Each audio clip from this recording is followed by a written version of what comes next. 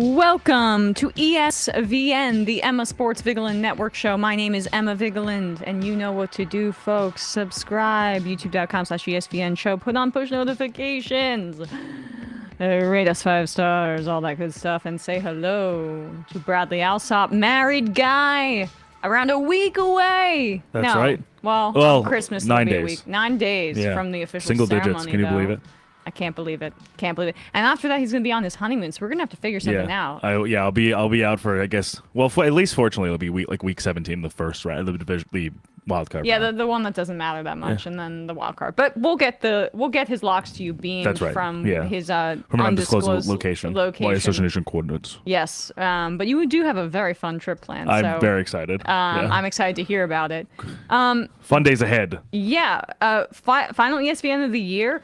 Probably. I'm gonna try to do a live stream or something to keep you guys entertained. I feel like we can't let the channel go dormant for that long. We'll figure something out. 400 blowing me. Love the reference to our good friend David Feldman. But you know what? Let's just get right into it. How about that? Our locks. I'm excited to talk about it because you are? Had a good week. ESVN. Stone cold lock of the century. All week. Well, that makes one of you. Yes. Well, look. I don't know if I've gone 3-0 this whole year. I've done 2-1s, 1-2s, and it's made me straddle the line between having a decent season and mediocrity. Although I will just look at that and say, definitionally, my record is like basically mediocre on its face at 21, 23-1. But it's tough to pick against the spread, but I did go 3-0.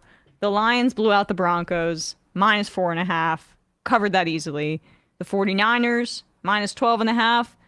It was, I think, a 16-point win by the Niners in the end against the Cardinals, and the Rams -6.5. It was an 8-point lead. I got a little freaked out at the end because I thought that maybe the Commanders would go for 2.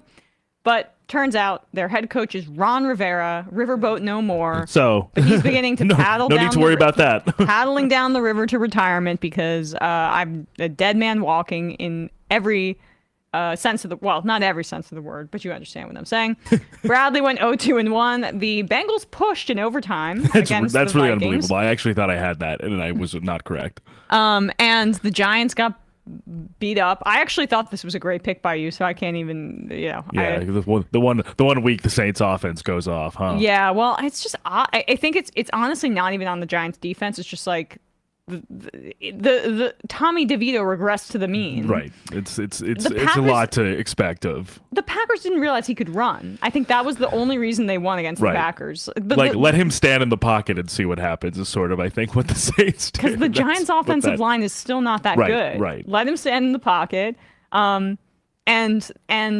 try to dice you up, and he couldn't do that. It was the same story with the Patriots the week before. Exactly. Where they only scored 10 points because of 2 turnovers, getting them in the area. Mm-hmm. So, yeah, the Tommy DeVito Linsanity run is over. The Giants did not cover +6. The Cowboys got blown out by the Bills, which is what sobering. I anticipated. Yeah, and you were exactly right about how that was going to go. I was wrong about the field situation. I thought that the Bills, it feels like they should be on grass, and they will be at their new stadium. Yes, that might have been what I was thinking of. But you were right about the outcome. Yeah. I mean, the Cowboys struggle on the road, and that's going to be, I think, something that might inform your pick this week. But let's just get right into it here. I'm going all the way right off the bat with another big spread. For me, this is just the time of the year where teams that play for something or are playing for something have a little bit of extra juice, and the teams that aren't playing for anything start to crumble. Now, I'm a little nervous about this for one reason only, and it's because now that Brandon Staley is gone, oftentimes you'll see when there's like a head coach firing mid-season, there's a boost to the team and there's a new energy, and players start to think about like how they're going to play for this. They get a little more excited. Like it's like a goalie change in the middle of a hockey game once your goalie gives up 4 goals in the first period or something like that. It's supposed to give your team a boost. But the damn Chargers are so freaking bad, and their receivers are so bad, and Easton Stick is so bad. I was just going to say, and it's also like they're starting their backup. Like they've gone through the regime change.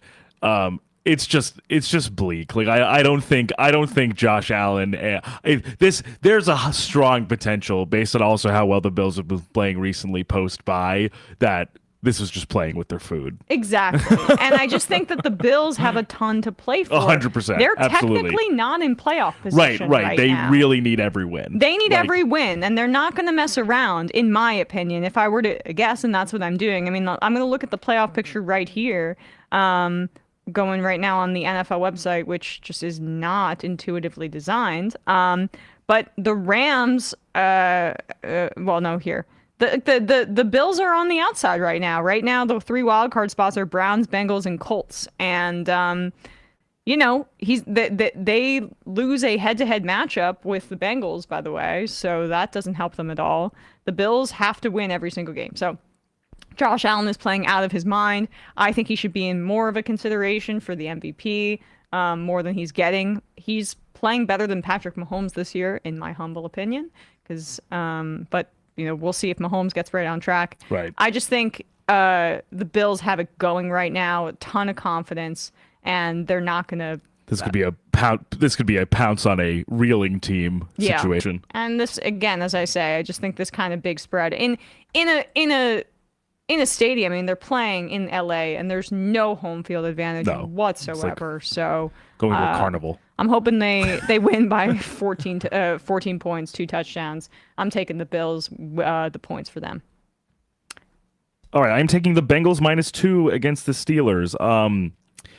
We were talking about this a little bit before the show, but I think it's not that I'm still pretty bullish on the Steelers defense. I feel like they're still pretty good, so it's not and I do still think that Jake Browning has been capable in shepherding this offense with really explosive skill position players in Joe Burrow's absence. I've been impressed with how the offensive staff of the Bengals have still kind of propelled forward despite the injuries that they've sustained. But I also still think, a TJ Watt, Alex Highsmith, Cam Hayward type of, I'm not fully in doubt with the Steelers when it comes to their defense basically ever. Right. But the other side of the ball is why I'm still picking this, is because Mason Rudolph will be starting in Kenny Pickett's stead and as well as Mitchell Trubisky's stead. I don't get what they're doing at all with that. So I just think with that quarterback churn and the already sheer lack of dynamism and explosiveness with the Steelers offense, I just think the Bengals on both sides of the ball. The Bengals defense has definitely struggled more, but I think I'm always going to take even if it's Jake Browning, I'm taking Jamar Chase and that offense over the other side of the ball, being as formidable in terms of the Steelers defense. I would take the Bengals offense versus the Steelers defense much more than I'll take a Mason Rudolph helmed offense versus the Bengals defense.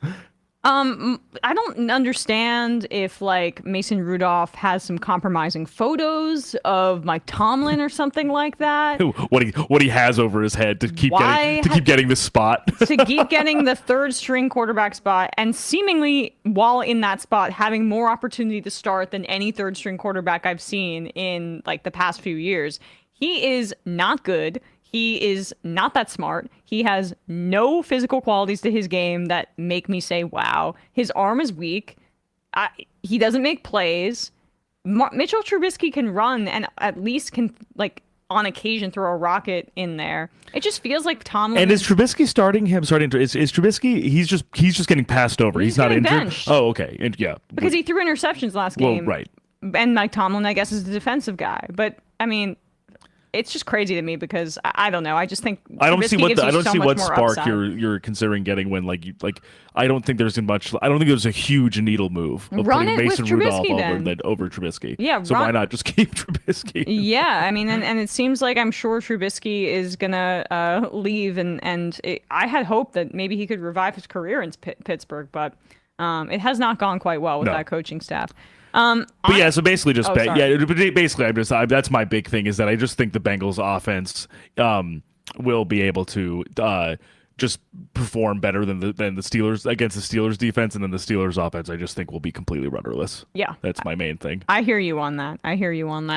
My one fear is just in Pittsburgh. It's a little scary, but exactly. That's my one slight apprehension, I figure. Exactly. And I'm going with the Colts, and we both are. We can just tackle this Oh together. yes, that's right. Yeah. I thought this was honestly kind of an odd spread. Plus I mean, 2.5 points differentiation, just because I feel like, especially after how the Colts played last week relative to how the Falcons played last week. I mean, the Falcons lost to the worst team in the league in the Panthers off of 3 field goals from Eddie Pinheiro, and they're favored. They're getting points in this game. It's bizarre. It's inexplicable to me. I don't think the Falcons' home field advantage is that prominent to warrant a 2.5 point favorite over the Colts. Outside of the Chargers, it might be the worst home field advantage. Yeah, I don't think it's in particularly, the league. formidable. They got caught pumping in crowd noise. Remember that? Oh, I actually did not remember that. So even that is like, where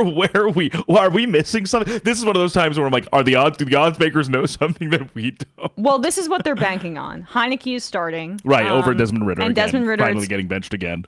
Desmond Ritter's quarterback rating is like absolutely historically low. In the basement. Yeah, it's record-breakingly terrible, his quarterback play. So Heineke, I'm sure, gives them the slight boost in that way. But you know who's in playoff position right now? It's the Indianapolis Colts. You know who's not in playoff position right now? Because they really don't deserve to be, are the Atlanta Falcons. I've never seen a team, outside of maybe Brandon Staley and the Chargers, just mismanage the amount of talent that they have on their roster so thoroughly. We'll get to the Packers in a second. They kind of do that on defense, but it's all across the board with the Falcons, and I think that falls on Arthur Smith's feet. I'd imagine that some of the players in the locker room have some questions about Arthur Smith's ability to lead that team, because they should be in the driver's seat for the division, and now it's becoming basically a 2-team race between the Saints and the Bucks. And with like that kind of collapse in that way, I just think that the Colts are the better team. I think Shane Steichen is emerging as one of the better offensive head coaches in the NFL. With like less to work with too, which I Yeah. think is important. I mean, and maybe it's also reflective of the fact that Zach Moss is banged up and Michael Pittman is questionable. Even though he had such a pretty I remarkable hit against him by DeMonte Casey, who's out for the literally year because of the hit. I almost said expelled, but literally got suspended for the entire season because of it. Yeah, I can't imagine. I really hope he doesn't play, because that does not seem like a smart thing. Right, and give even him if some time to recuperate. And maybe that's what the odds makers think, right? That right. Michael Pittman is not going to play, and Minshew is very reliant on Pittman. Oh yeah, he's like the number one guy for sure. Still, I can see Taylor Heineke throwing an interception. That's the thing, though, is like I was saying this to you before the show as well, is like Ritter is not, don't get me wrong, Ritter is not good, but I also do not believe that Taylor Heineke is the answer to the problems of the Atlanta Falcons. Not. Like, he has his own problems, which is that he has the gunslinger kind of irresponsible mentality, which I think sometimes can help when you need to push in games that you're behind by a lot, but does not necessarily foretell good things when you just are needing like sound, sober quarterback play. Right. Like to just like manage a game with your explosive skill position players that are being criminally underutilized. Wow. Michael Pittman is practicing with a no contact jersey. Oh, and also just speaking of Jonathan Taylor is wearing gloves, so potentially they could have both. Plays out. Well, I'm hoping, because again, want the Colts to win. Although I guess sure. when we both pick the same team, maybe it's a bit of a wash. or whatever. But speaking of injuries, I just want to highlight Derek R. and Agromo Crago in the YouTube chat. Thank you guys. Jamar Chase apparently a few hours ago reported not playing. I knew that already. Oh, I didn't realize he wasn't. I was saying Chase. So you were just letting me go there, weren't you? Did you say Jamar Chase? Yeah. A little bit of psychological warfare I'm seeing here. If by that you mean I'm so tired that on occasion I space out. I still think so, honestly. And that I have, a slight case of ADHD and sometimes can't pay attention. Even without Chase, I'm still thinking my advocacy for this Bengals offense, even with Browning stands. So let's go the Higgler. Yeah. The Higgler. Yeah, we need the Higgler. We need the Higgler. That's what we call him in my household. I love that. Yes. So going with the Colts plus 2.5 in Atlanta. My final pick will be the Packers -5 in Carolina. I don't feel particularly amazing about this, but there were other big spreads that I was considering. The Eagles -13.5 against the Giants for one. But I mean, I don't know. The Eagles have lost 3 in a row, and it's hard for me to pick them with that big of a spread, even though I think the Giants are not good, obviously. No, and it's almost like the Eagles will win that game. It's almost like is this next game almost a point on the graph of like a complete downslope, or is it like they'll blow them out by 20? I think it's like I had a similar feeling where it was like I also don't want to touch it either for that reason. Yeah, and so that was one I was considering, obviously. But I just couldn't go for it. I couldn't go there. The Packers, I think, still have something to play for, even though obviously their playoff chances are pretty slim at this point. I'm hoping that they can go on some sort of Detroit Lions-esque late season run to give themselves confidence going into next season. Jordan Love has been so inconsistent game to game. It's been shocking. It's like because whiplash on the offensive side. he shows such moments of like touch and smarts. And like then that Chiefs game was unbelievable. I still thought about some of those throws, but I'm with you in the sense of like we saw that against that Chiefs defense, and then against the who were they playing last week? They lost to the Bucks. That's terrible. Yes, right. 381 yards Baker had against the Packers. Yeah, which this is why Joe Barry's playing for probably coaching for his job.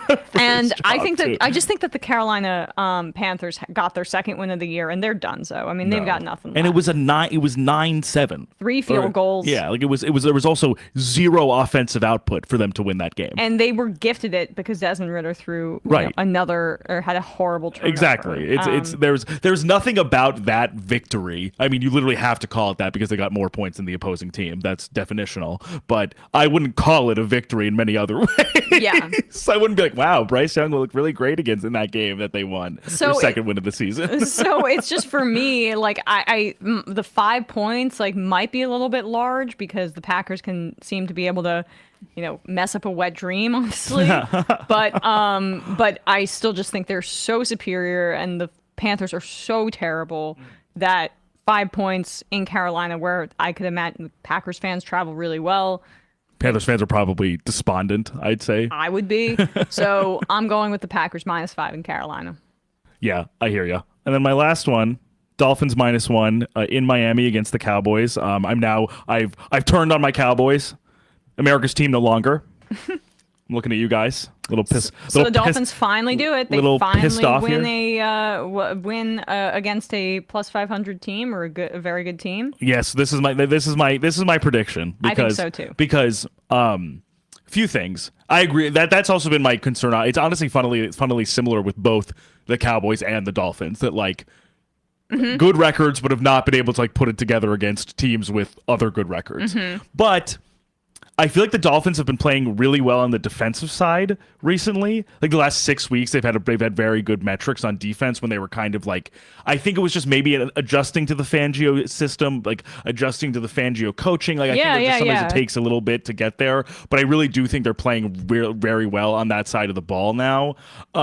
They're at home, which I think is a huge boon for the Dolphins. I think they play really well at home. They're comfortable. They have good weather for the most part. Like I think it's optimal circumstances. If Tyreek Hill is back and healthy, I think that's obviously huge. And also I think he'll play. And even without him last week, they were still able to put up a huge amount of points anyways. I know it was not against the greatest matchup, obviously, as we've said for almost the entire season. But the Cowboys really were enormously disappointing in a way where I was going into last week thinking that this was finally the time that they'd be able to slay a proverbial dragon and beat a good team convincingly, and the Bills ran all over them, literally, because Josh Allen wasn't even a factor in the game. They got ran all over. So it's very clear that at least in some capacity, there are some ways to solve for this Cowboys defense. And as we were saying earlier on Monday, and also Chris Collinsworth was highlighting in the last few weeks on the broadcast of these games, the Jonathan Hankins injury in the center of the defensive line is enormous. Yeah. Because the drop-off from him to Mozzie Smith, their first-round pick, is significant. It has made it so that run defense is way more porous than it was before. And so combined with that, and if they're able to, which is what Tua does best, is get the ball on time out of his hands to his incredibly explosive receivers, the pass rush also won't have a chance to get home as much. So I think there's a good recipe for them to win.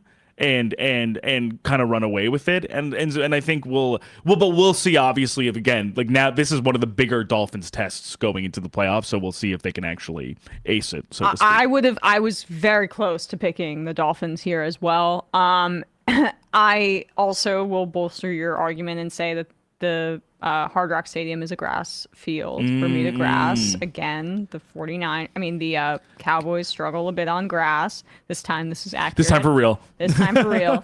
And the Dolphins are just really, really good at home. Right. I mean, right. it's a little bit kind of, less prominent or less pronounced because it's going to be played at 4:30 as opposed to in the middle of the sun in Miami at 1 p.m. And we're in December, obviously. But I still think the Dolphins, I mean, just from a talent perspective, I think that the Dolphins are more talented. It's just, is Tua going to make some back-breaking interception against Dan Quinn's defense? Yeah, if like Curse or Dak Bland Prescott's obviously the better quarterback, in my opinion. So that's what it really does come down to, I think. And if the Fangio defense can make a few plays and yeah, if you guys I think have been looking really good, like Bradley Chubb's been playing really well. Yeah. Zach Sealer's been playing really well. Christian Wilkins has been playing really well. I think the secondary is mostly held up. Andrew Van Ginkel is great as a safety. I also just love saying Andrew Van Ginkel. Also, yeah, I know. Also, I mean, look, Jalen Ramsey has really come on since he's been able. 100%. It's been injury. great that he's been back too. He's been kind of an X factor for them, and I think will absolutely be an X factor in the playoffs. Just like where he kind of has been able to shine before. Yeah. With the Rams and Jags. So absolutely. So, just to recap, I am 21-23-1. Bradley is 17-24-4. Those 4 pushes are so funny to me. I am going with the Buffalo Bills minus 12.5 against the Chargers in LA. The Colts plus 2.5 in Atlanta. The Green Bay Packers minus 5 in Carolina. Bradley is going with the Bengals minus 2 in Pittsburgh, also with the Colts plus 2.5, and the Dolphins minus 1 in Miami against the Dallas Cowboys. With that said, folks, you might not see Bradley for a little bit of time, but I will be able to produce some content for you all. I mean, let me just say this, though. Like, I have been kind of disappointed with the NFL season and some of the matchups, especially, those Sunday Night Football matchups. Yeah, no, we've gotten a bunch of stinkers. And I'm a bit of like a nerd about it. I think the Sunday Night Football broadcast is one of the staples of television still. 100%. They actually care about putting on a show and making it an experience. And I have like a appreciation for that kind of commitment, and they have the resources to do it. So I'm kind of I'm a little bit of a fan of Collinsworth and Co. And me too. I actually just appreciate what they do. So I've been disappointed that they have gotten such damn stinkers. However, we have a bunch of great games over Christmas weekend. I mean, just to kick it off tonight, Saints, Rams, both 7-7, both NFC playoff-ish teams. Yeah, well, like important for the seeding for sure. They both really want to get a win tonight. Yeah, and then Bengals Steelers is also deeply important for the tiebreaker wild card for sure. Yeah, I mean, Bills Chargers not so much. Colts and Falcons, though, has playoff implications. Seahawks Titans has playoff implications for the Seahawks. Lions Vikings Lions Vikings playoff implications for both, more so the Vikings, though. Browns Texans also playoff implications. Jags Bucks playoff implications. Cowboys Dolphins as well. Like, this is a majority of the games. And then Monday on Christmas Day in the evening, but on Christmas Day, we get Ravens Niners, which is going to be an absolute banger. Oh my God, is it going to be? The 49ers are 5-point favorites. I also considered taking the 49ers to get the I was points. curious what you thought about that, because I looked at that spread too, and I was wondering. Scared. I was wondering because I was also wondering if maybe it was too big for the Niners, but at the same time, I'm like, maybe so, because I have faith in the Ravens, but at the same time, the Niners haven't really had like a hiccup yet. So like, I wouldn't also expect them to lose or even like potentially be within 5 points. Yeah. Convincingly enough to be like, oh yeah, like Ravens plus 5. But it's just the thing that scares me about it is that the Ravens just have the ability to be elite, but they've they have the been ability to. Yes, inconsistent. right. The 100%. 49ers, I think, will win the game. I do. It's just, will they win it by like a field goal? Right. If the Ravens win, I won't be shocked either. But like, this is potentially a Super Bowl preview. I Literally, mean, that's my thinking too. 100%. so Like, we cap it off with a beautiful, exciting. beautiful game on Christmas night. All right, guys. and we are over 12,000 subscribers on YouTube. So thank you guys. Yes, thank you guys. That's awesome. Appreciate you all. Love to see that. And have a happy holiday, happy New Year, and I'll see you in 2024. Hell yeah. Appreciate you all. Bye bye. Bye bye.